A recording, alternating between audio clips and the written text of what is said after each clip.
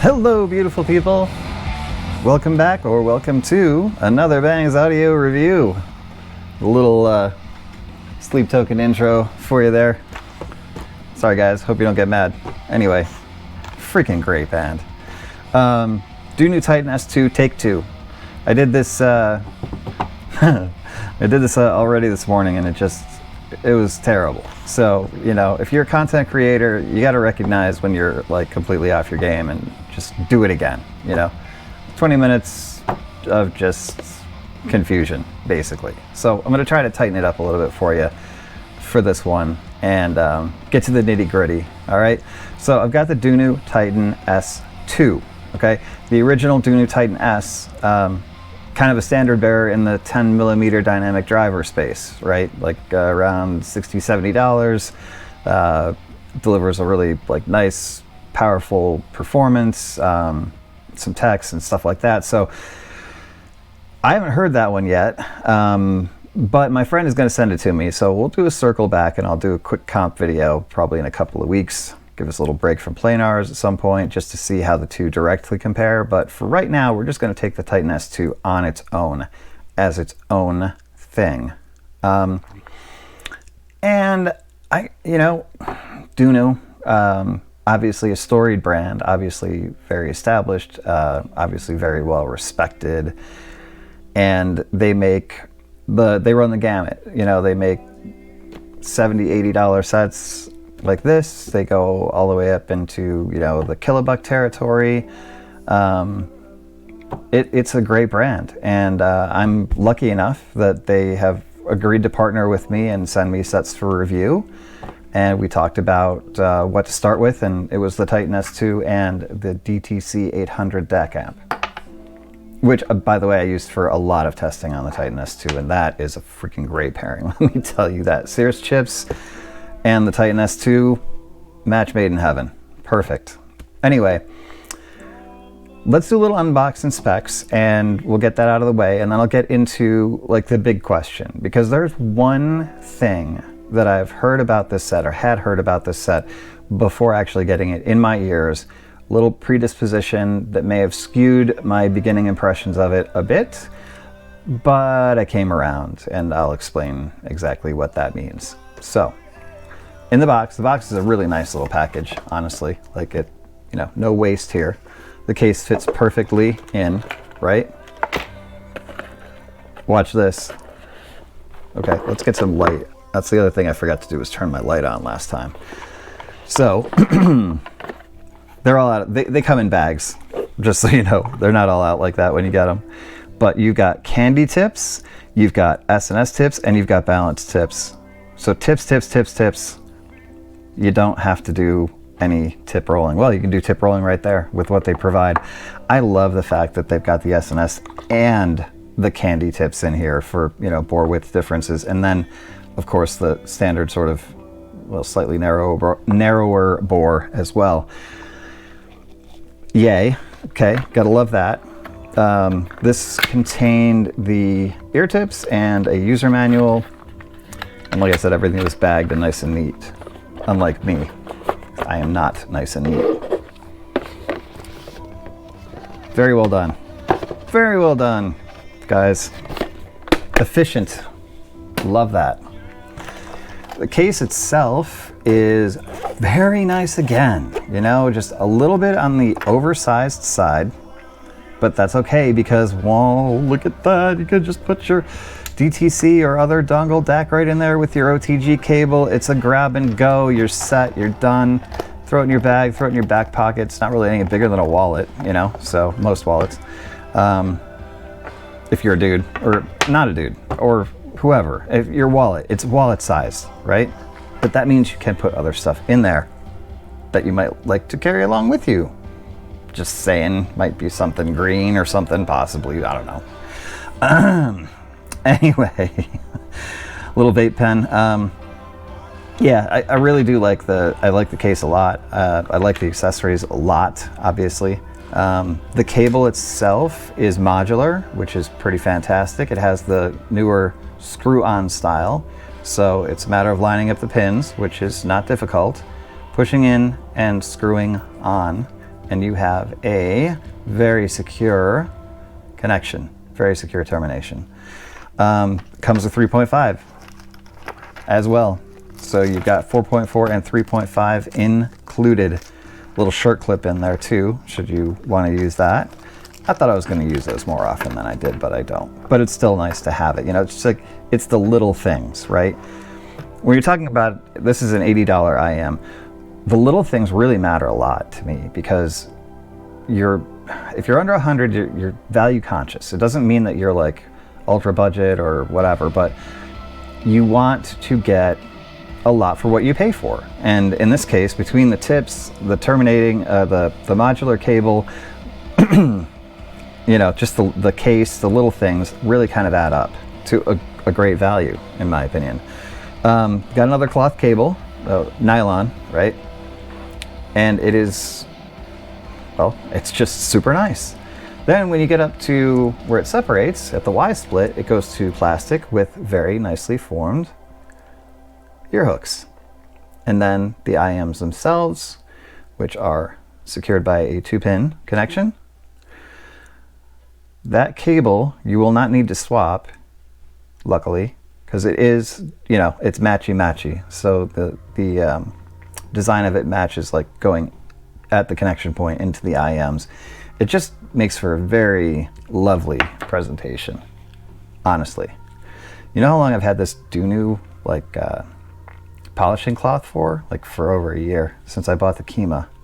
I'm going to compare these to the Kima, actually, now that I think about it. We get two sonic impressions and comps. Build quality, it's a high polished metal. It's not super heavy, but definitely feels substantial. And nice finishes like the red. This I think it's reminiscent of the original Titan S in that respect.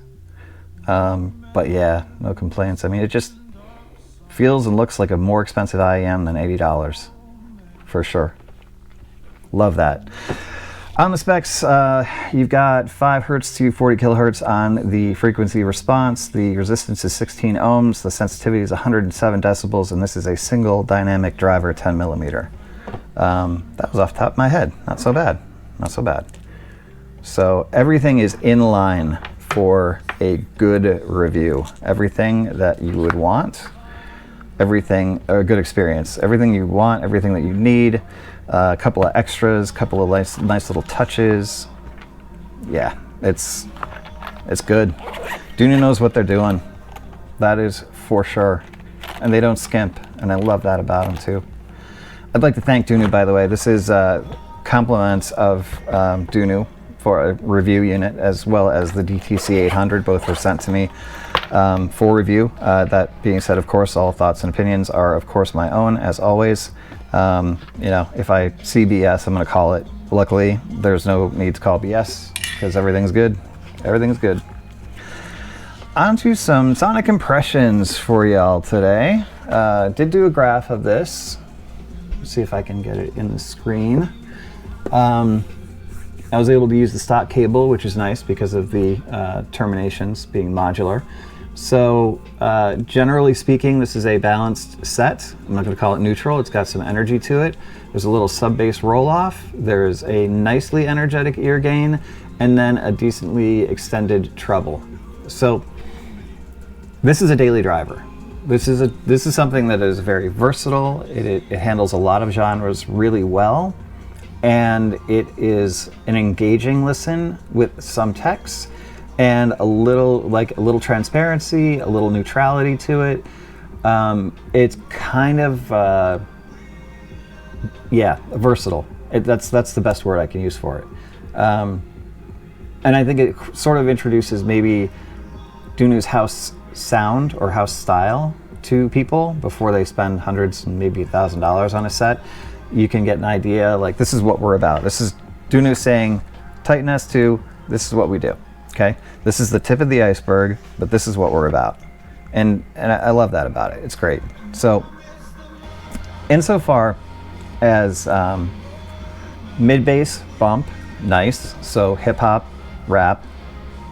There was a nice amount of heft to it in the bass. The mids are very just nice and clean. Female vocals pop, sound organic, natural, beautiful. You come up, the ear gain gives you the energy, the release into the treble. That is where the question lies, right? You can see it's up right around 5K and then it drops, picks back up around 8, 9, and then again at 12 or so. So the one thing that I heard about these, and I had to put out of my mind while I was assessing them, was that they just weren't a very resolving set. And I would like to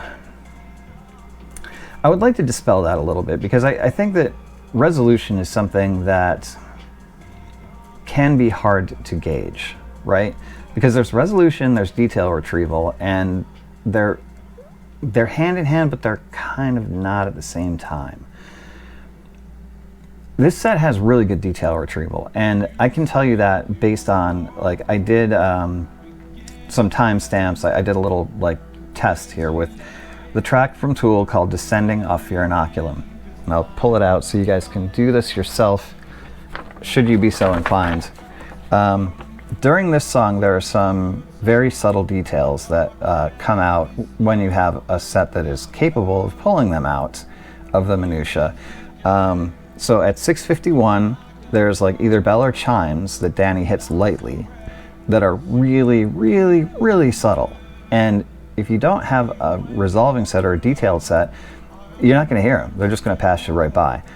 The Titan S2 picked them out, okay? So that it's not like it doesn't have that capability. Other end of the frequency spectrum, really low frequency guitar scrape in between chords at 703, presented that like just very firmly, and it's not like an obvious detail. And then probably the most important thing is at the end of this song, things get very full and rich and soundscapey, chords being played on an electric guitar, the bass. There are like second and third harmonics that start to become apparent while all that is going on, and the Titan S2 presented those. So that's detail retrieval. It's not sharp, like it's not a sharp kind of contrasty resolution. It's softer and smoother and more polished, but that doesn't mean it's not there. You know, I think the big takeaway for me was what I was hearing about it was that it was like kind of soft or blunted or distant or vague or something like that. It's not. You just have to like, the set's so well balanced that you can focus on different areas of the frequency response, different instruments as you are listening.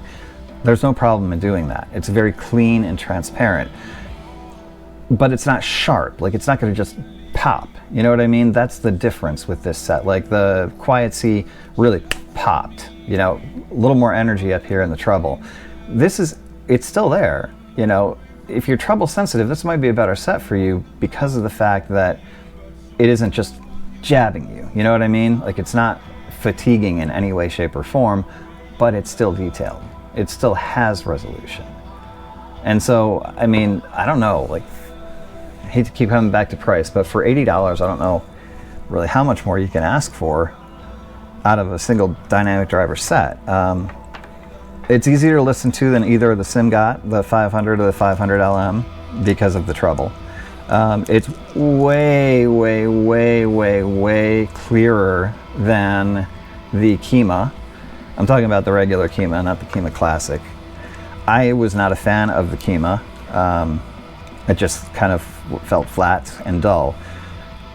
I almost feel like if there was a little bit of bias because of that going into the Titan S2, that people were kind of assuming it was going to be similarly tuned. The Titan S2 absolutely destroys the Dunu Kima. Like it's not even in the same class. And the Kima is fine for a daily driver if you just want mellow background, don't want to pay attention. It's a little bit overpriced, you know, that stuff happens. You know, not everything is going to be an amazing value.